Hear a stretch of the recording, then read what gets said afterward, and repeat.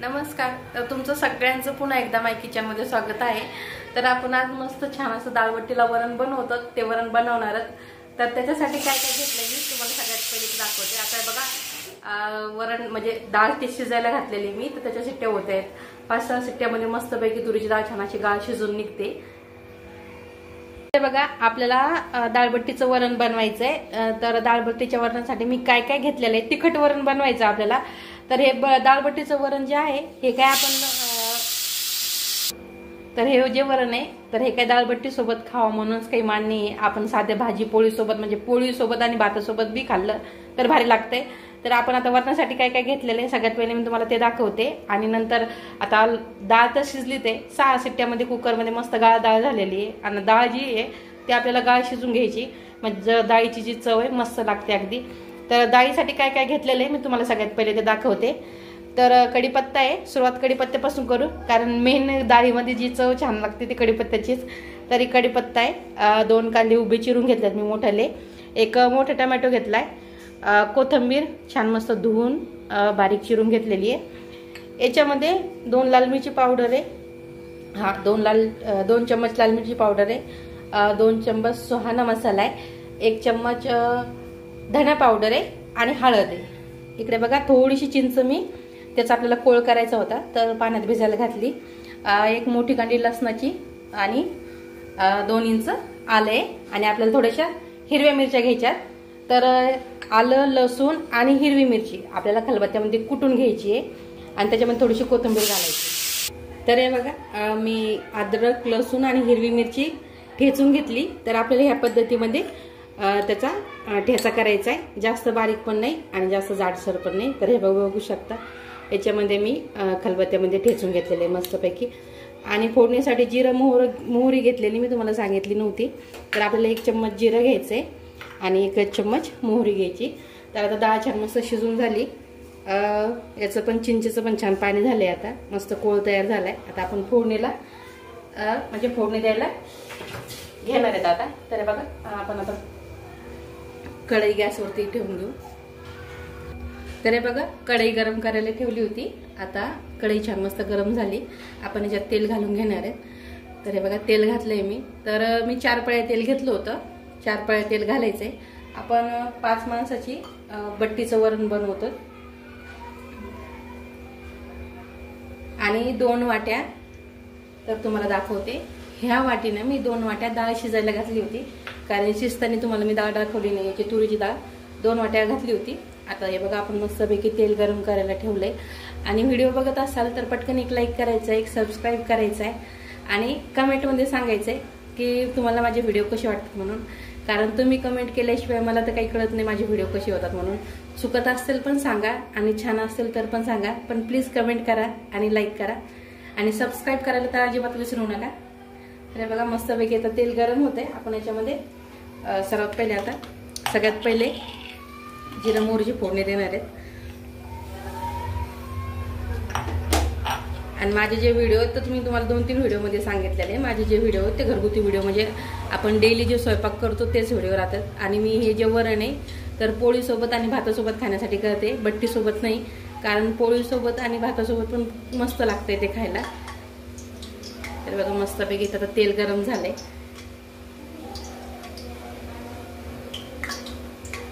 थोडा वेळ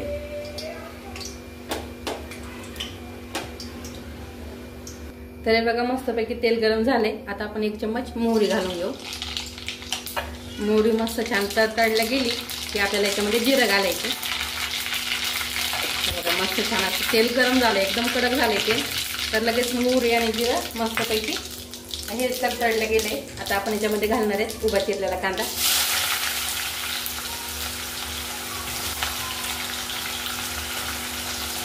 आणि मस्तपैकी फ्राय करून घ्यायचा कांदा आपल्याला. याच्यामध्ये चिंच घातल्याच्या नंतर खतरनाक लागतंय वरण खायला मस्तपैकी. आणि वरण जे आहे घट्ट बनवायचं नाही कधीच. थोडंसं पातळ ठेवायचं. जास्त पातळ पण नाही आणि जास्त घट्ट पण नाही. थोडंसं मध्यम ठेवायचं म्हणजे ते पोळीसोबत भातासोबत किंवा बट्टीसोबत चुरून खायला भारी लागते. तर बघा मस्तपैकी कांदा फ्राय होतोय. आता छान कांदा फ्राय होतोय. आणि वरण जर शिजवून ठेवलं तर 10 मिनिटामध्ये बट्टीचं वरण किंवा असं साधं वरण मस्तपैकी 10 मिनिटातच रेडी होते, जास्त वेळ घेत नाही. फक्त डाळ शिजायला जास्त वेळ लागतोय.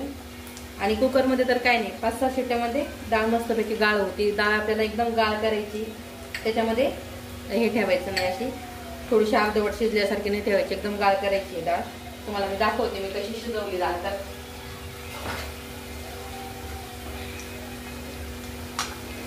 तर हे जे मी वरण बनवलंय याचं भट्टीचं, तर ही भंडाऱ्यामधली पद्धत आहे. आपण म्हणजे असं सप्त्यामध्ये वगैरे जो भंडारा असतोय त्यातली पद्धत आहे. आमच्या गावाकडे असं वरण बनवते त्याच्यामध्ये बट्टीसाठी. आणि समजा असं काही भंडारा असला डाळ चपाती तेव्हा पण असं तिखट वरण बनलं जाते.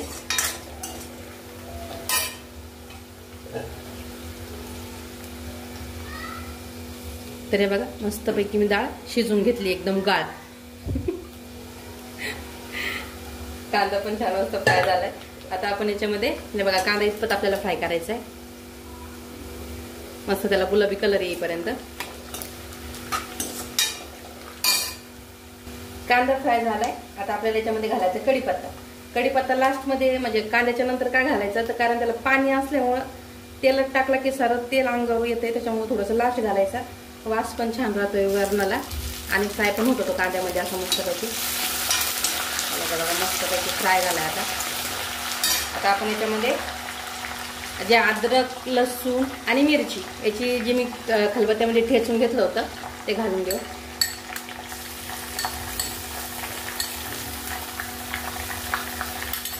मिक्स करणार आहेत आपण आपल्याला.